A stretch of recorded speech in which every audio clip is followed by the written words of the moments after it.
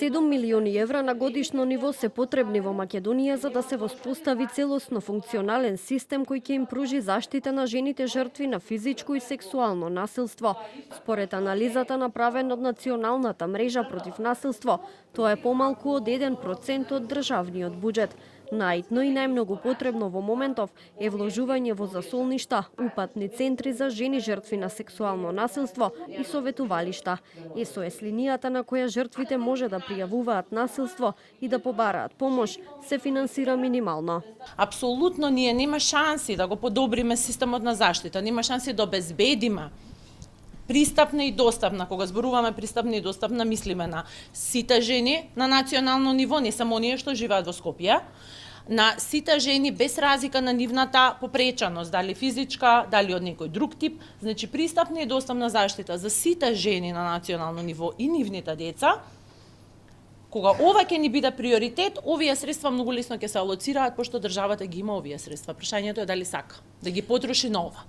Анализата покажала и дека потребно е формирање на центри за долготрајна поддршка на жени што биле силувани, кои според закон треба да ги има уште од 2021 година, а денеска во Македонија нема ни еден.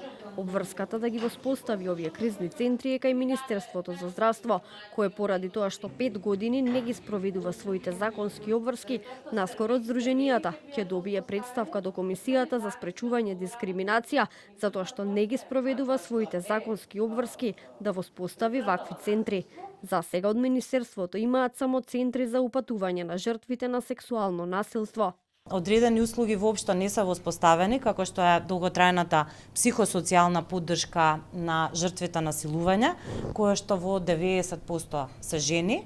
Ќе биде поднесена приставка како Сдружение на граѓани, Хелсиншкиот комитет, Националната мрежа и уште една организација Центар за еднаквост и правда до Комисијата за спречување заштита од дискриминација, за да се задолжи Министерството за здравство за конечно да го воспостави овој сервис кој што 5 години веќе не е воспоставен, иако во законот тоа го пишува од 2021 година.